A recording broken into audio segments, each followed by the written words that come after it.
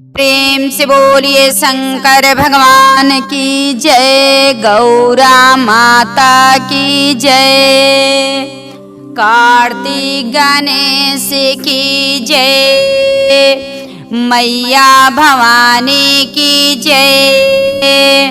तो देखिए गुरु बहना, आप लोग के बीच बहुत सुंदर शिव चर्चा की कथा सुनावत तनी।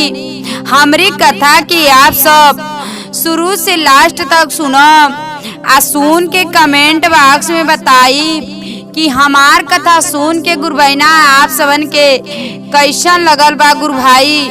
और कमेंट बॉक्स में आप सब हर हर महादेव लिखब। देखिए गुरु बहना, ये गांव रहल, गांव में राजा रहने, गांव में राजा रहने आ राजा की 3 गो बेटी रहली। राजा की 3 गो बेटी रहली। जब राजा के 3 गो बेटी रहली, राजा अपने बेटिन के तीनों बहुत मानत रहने। कुछ के कमी राजा के ते धन दौलत इतना रहल कि राजा के कब्बो अपने बेटिन के कुछ चीज के दुख ना देहने, कुछ चीज के दुख ना देत रहने। बेटी ही 3 गो लेके अपन खुश रहत रहने। देखी गुरु बहना, एक दिन उनके मन में ये विचार आई कि चला अपने बेटिन के तीनों ते इतना जाने नहीं, हमार तीनों बेटी हमके इतना जाने ली।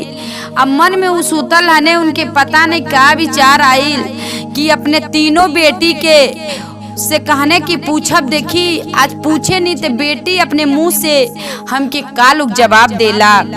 देखी राजा सवेरे उठने आ सवेरे उठने अपन नहाइने धोइने खाना खाइने ओइने बैठल रहने दोपहरिया के पहर। तो अपने बेटी के बड़ बेटी के पहले बोलैने, बड़की बेटी राजा अपने बड़की बेटी के बोलैने। बड़की बेटी अली कहत ने राजा कि ये बेटी तू हमके कितना जाने लू, हम तो के बहुत जाने नी, तू हमके जाने लू कि ना जाने लू। राजा के बड़की बेटी कहली कि ये पापा आप काहे ऐसी हमसे पूछा तनी, हम आपके जान से बेहद जान से ज्यादा हम आपके बहुत जाने नहीं। देखी बड़की बेटी थी कह देली। अब राजा मन में कहने बड़ बेटी तो बता देली कि तो के बहुत जान से ज्यादा हम जाने नहीं। अब मझली बेटी के बुलावत तनी। देखी गुरु बहना, अब मझली बेटी के बुलौने राजा साहेब। तो राजा साहेब मझली बेटी से भी पूछने हुए बात। तो राजा के बेटी कहली मझली कि हम तो के पापा बहुत ज्यादा जाने नी, जान से ज्यादा जाने नी, बहुत जाने नी। काहे पापा तू ये तर पूछतला, हम तो के बहुत जाने नी। कहने चला राजा साहब कहनी कि 2 बेटी तो हम पूछ लेनी, अब छोटकी बेटी बचल वाली छोटकी बेटी से पूछ ली।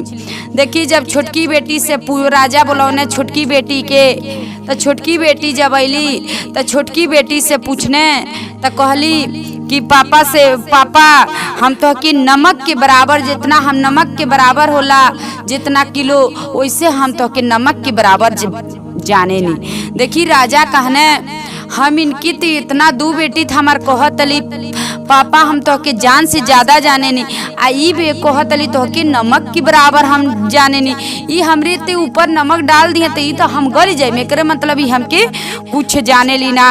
अब देखी राजा के अंदर गुरु बहिना इतना रीस लगल, इतना क्रोध आइल, इतना गुस्सा आइल कि देखत हम ये तीनों बेटी कितना मान जान कैनी।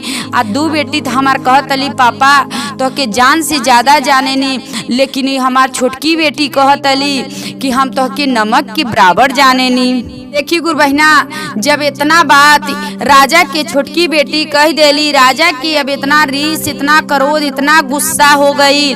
देखी राजा के तो छोटकी बेटी गुरु बहना महादेव जी के, भोलेनाथ के बहुत मानत रहली, बहुत पूजा करत रहली। जो राजा साहब के 2 बेटी रहली उ लोग नाय करत रहलो, राजा भी ना करत रहने। और राजा के छोटकी बेटी बहुत भगवान में बहुत लीन रहत रहली। देखी अब का कहने राजा कहने कि जब हमार छोटकी बेटी हमके नाय जानत तली, कहतली तो कि हम नमक के बराबर जाने नी। जब वो हमके नमक के बराबर जाने ली तो उनके हमके घर दुआर बढ़िया देख के बियाह शादी कईल कवन जरूरी बा। इनहू के हम जैसे लइका पाई, लंगड़ लूज काना कोरही कातर कैसो पाई। तिनकर हम उनकर चाहे सास रहिए लइका के, चाहे माई रहिए चाहे बाप रहिए, नाई केहू रही लइका अकेले रहिए, तब वो हम लइका के ले जाके हम शादी इनकर वही लइका से हम करा दे। जब ही हमके नमक के बराबर जानत तली तो इनके हमके बढ़िया घर दुआर कैले से का फायदा बाटे। जब पोस पाल के राजा साहब को सोचतनी, जब पोस के आप खिया पिया के बोढ़ क देनी, पढ़ा लिखा के सियान क देनी, आज इनसे पूछनी तो हमार दो बेटी कहली कि तो के जान से ज्यादा जाने नी, आ ई कहतली नमक के बराबर हम तो के जाने नी। अब देखी राजा के क्रोध आ गई, मन में आ गई कि हम लंगड़ लूज से केहू से हम शादी क देवे। अब देखी राजा साहब गुरबहिना का कहने अपने गांव के हजाम के बुलौने, वही रीस अब राजा साहब के लग गईल बा। अब राजा साहब गांव के हजाम के बुलौने, आ हजाम के बुला के कहने जाके कौनो गांव में देख, कहीं देखी कि लंगड़ चाहे कोरही चाहे कातर चाहे काना कैसो देखियो, बस थोड़ा सा उचल फिर ले, उन्हीं से हम शादी करे बा बेटी के।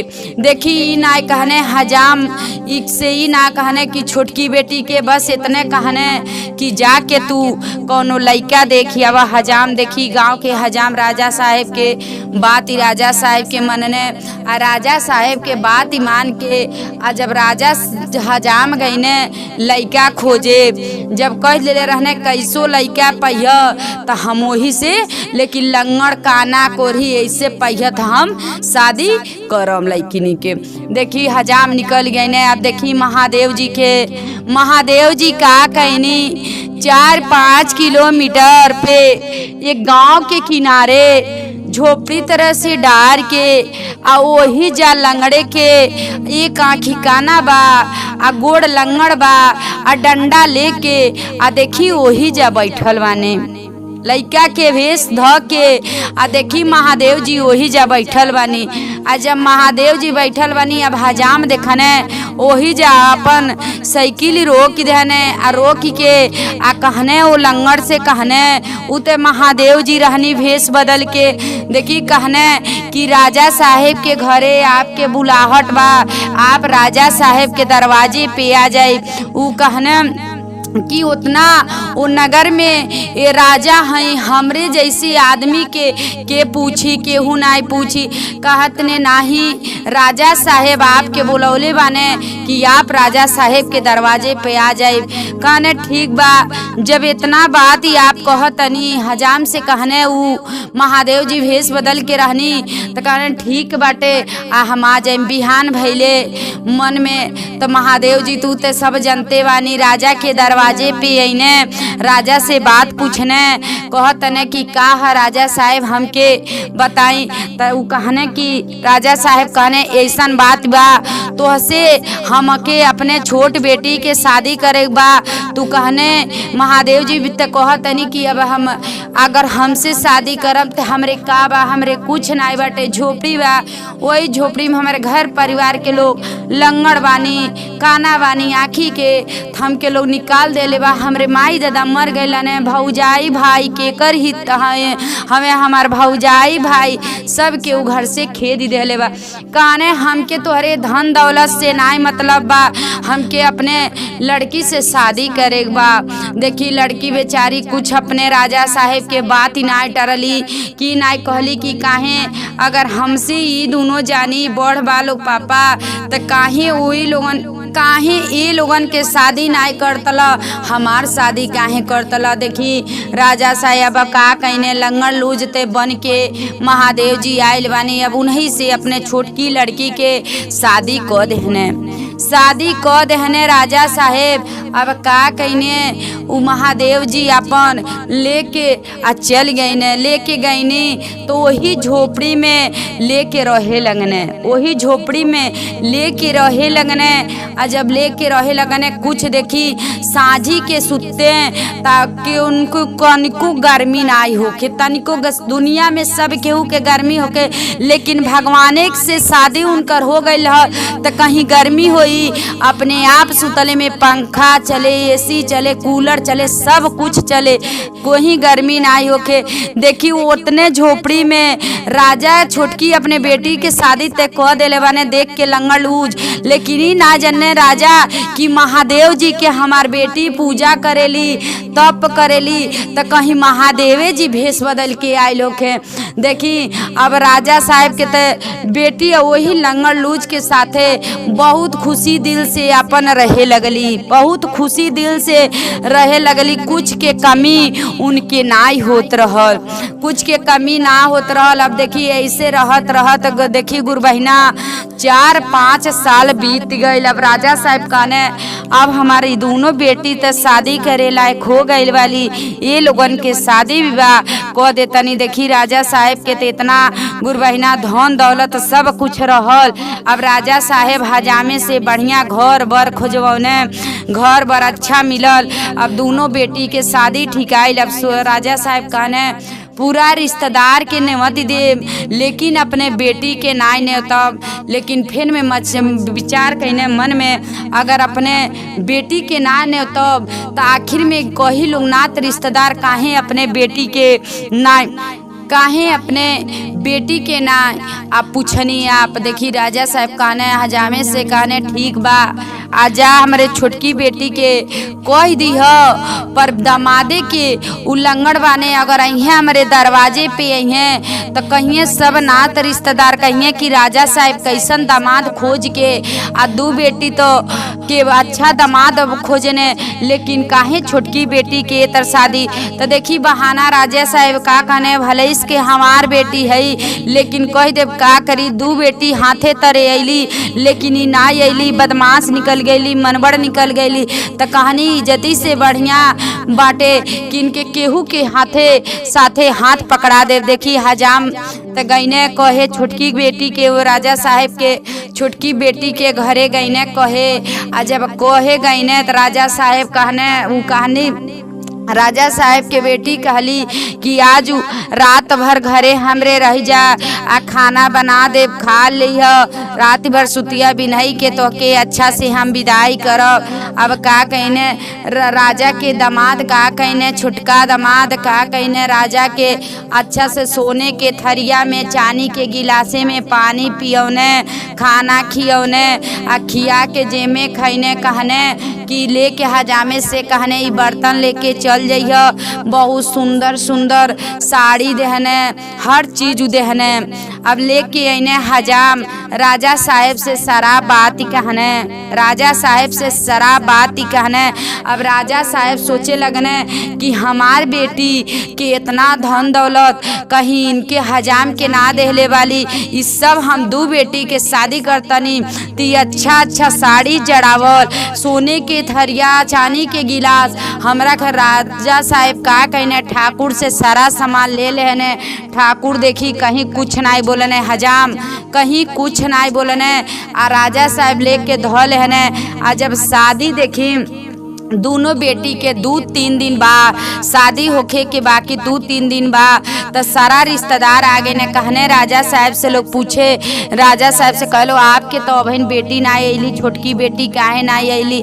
तो राजा साहब कहने आई हैं उनके जब मौका मिली है जहिया देखी गुरु बहिना शादी रहल ओई दिन में सवेरे राजा साहब के बेटी छोटकी आवतली, आगे आगे ऊ आवतली, पीछे पीछे ऊ दामाद आवतने, लंगड़ दामाद दामाद आवतन। अब राजा साहेब दूरे से देख गई ने, कहने कि हम तोहके भर बोलौले रहनी है तो तू का करे कि इनके लेके कहली कि ई ना हम अती तो ई ना अती तो हम ना अती।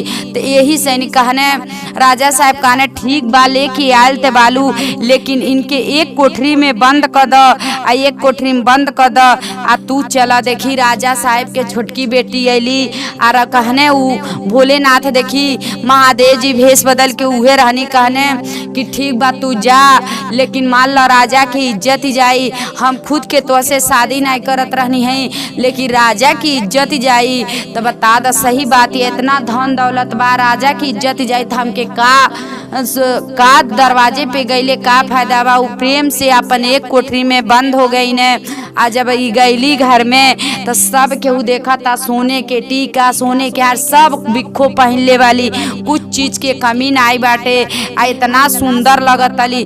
देखी सब केहू कहेला कि अपने बहन के तू कुछ जरूर तोहार आगे शादी भइल बा तो कुछ चीना उना दे। तलू कहली हमें कुछ ना, हम छुच्छे हाथ आइल बनी, हमरे लगे कुछ बाटे ना। देखी कहीं कुछ होखे तू ले ले रहली छोटी चूहरिया करिखैया हाड़ी उनके देखी महादेव जी दे देले रहनी आ देहले रहनी। उ का कैले रहली छोटहने रहल आ कहीं पटके तो जरूर उमें से बिखो निकले, कहीं पटके जरूर कुछ निकले। अपने दोनों बहन के देहली आ दे देहली सब कुछ। अब सब के सोचे लगल कि देखो राजा के छोटकी बेटी तो कहत अली हम कौनो चिन्हा नाई देव, लेकिन ई कहाँ से आई सब देवत जातली सब नात रिश्तेदार। देखी अचुम्हुम बालो की कहाँ से देवत जातली। देखी जब सब कुछ गुरबहिना हो गई तब भिनही के पहर कहत लोग राजा साहब के कि आपके तो दोनों दामाद के हमन के देखा तनी। अरे छोटको दामाद के जौन कहाँ ऊ बाने, आखिर में आपके छोटकी बेटी अली आ ऊ कहाँ बाने कि ऊ कहे नहीं आवत तने, आखिर में तनी हमके दिखा देती। देखी कहने की राजा कहत ने अपने छोटकी बेटी के अरे साथे जब लिया के आयल बालू तो जा बोला के ले आव। अब कहत तनी तो जा बोला के ले आव। गईली राजा के छोटकी बेटी गईली आ वही कोठरी से जब बुला के ले आवत अली तो कहत ने कि हम ना जाए, जब तुहार पापा मना कैले बाने तो हम कैसे जाई। अब देखी वही चूसे का भइल बाटे, उलंगड़ लूज के आपन भेष बदल के आ जैसे लगता कि 18 साल के लइका बन के खूब सुंदर के लइका बन के आगे आगे राजा के छोटकी बेटी आवतली, पीछे पीछे ऊ आवतने। जब आवतने अब राजा भी देख के अचम्मुम हो गई ने कि इनकर तो लंगड़ पति देव रहने, लूज पति देव रहने, काना रहने हैं आ कहाँ से इतना सुंदर इतना बोर सुंदर लेके ही आवतली, हमारे इतना सुंदर दामाद कहाँ से हो गई ने। देखी अब गुरबैना राजा पूछा तने अपने बेटी से कहिए कि के हा, कहने कहत लिए पापा वही कोठरिया में से तले के आवत तनी। अब पता नहीं लंगड़ रूज रहने हैं। अब भगवान के महादेव जी से हम वही जा कहनी हे महादेव जी लेके जा तनी, लेकिन हमके केहू कुछ कहे ना चाहे बाप के, हमके यही में हम खुश बानी तिनही के पा, लेकिन यही वही जब महादेव जी इनकर शरीर के सही कर दिल बानी। अब लेके अली जब घर में तो सब देखा था लोग, सब जानी देखा था लोग ये तो दोनों दामादे से सुंदर इनकर दामाद ये छोटका दामाद बाने। देखा लो तो सब जानी कहता लो कि ये राजा साहेब से कह लो कि आखिर में कहीं इतना सुंदर आपके दामाद रहनी तो कहीं अपने दामाद के सुन्नी छिपौले कहीं बानी। यही से बार बार कहत रहनी कि हमके छोटका दामाद के भी दिखाई। का कैले रहने राजा साहेब कोठरी में बंद करके ताला के चाबी आ कहले रहने अपने बेटी से कह दिया उ सामने ना आई है, जब शादी विवाह बीत जाई तो अपन दोनों जानी लोगन चल जाइए लोगन अपने घरे। देखी गुरबहिना जब महादेव जी वही जका कहनी अपन अपने चल गईनी आ खूब सुंदर के लइका बना के आ इनके दुल्हा इनकर बना देनी आ बना के वही जैसे निपत्ता हो गइल बानी। तो देखी गुरबहिना कभी ई ना सोचल जाला आज हमके दुख पड़ल बा तो जरूर आज आपके दुख पड़ल बा तो कब्बो आपके सुख पड़ी। राजा अपने बेटी के सोचने की लंगड़ लूज के साथे शादी कर देतनी आ गरीबे घरे कर देतनी। जैसे हमके नमक के बराबर जनली वैसे ही नमक के खान गल जइहे। जब अपने दोनों हमार बेटी जान से ज्यादा लोग जानता तो लोगन के अच्छा घर बर सब देख के करो। आ जब ही हमके नमक के बराबर जनली तो नमक खान इनकर शादी कर दे। जैसे नमक कहीं इतना फेंक देवल जाला वैसे इनके हम फेंक देतनी। तो राजा ते सोच के ई शादी कर देहने। लेकिन रहनी राजा के छोटकी बेटी रहली भगवान के महादेव जी के पूजा करत रहली। तो महादेव जी भेष बदल के लंगड़ के काना के भेष में आके आ राजा के छोटकी बेटी से शादी क के आ देखी उतना दिन 4-5 साल राजा के बेटी के साथ रहने। भोलेनाथ भी परीक्षा लेने कि देखी जैसे राजा कैले बाने शादी थी हमरे साथे कैसे ही रह लेतली। लेकिन देखी इतना मन से रहली वही लंगड़ काना के साथ। जब महादेव जी देख लेनी कि ना ई कैसनो के साथे अगर हाथ राजा पकड़ा देने तो रह ले वाली तो इनके इतना दिन जब दुख कटली तो अब इनके सुंदर बर बन के हम दिखा देतनी। तो ही से सुंदर बर बन के आ जैसे उनके नैहरे में सब लोग देख लेहल कि राजा के छोटका दामाद तो दोनों दामाद से सुंदर बानी। आ देखी धन दौलत के अब उनके कुछ के कमी ना रहल। राजा ते अब सोच में रहे लगने तो कभी गुरबैना अगर देखी उ जितना मन में जानत रहली जैसन तो ऐसन कह देली। अब जे कह देहल हम जान से ज्यादा जानतनी तू जान से ज्यादा ना जानेला उ कह देली तू वो बहुत अधिक जानत रहली। लेकिन पूछले के मारे पूछने जैसे राजा वैसे ही कह देली कि हम तो के नमक के बराबर हम जानत तनी। वही रीस क्रोध में राजा लंगड़े के साथे अपने बेटी के छोटकी के शादी कर देहने। तो ये देखी महादेव जी से शादी हो गई। बाद में महादेव जी भेष बदल के अपने पर्वत पे चल गई। इनके सुंदर लड़का बर दे रहनी। बहुत खुशी दिल से रहे लगली। हर हर महादेव।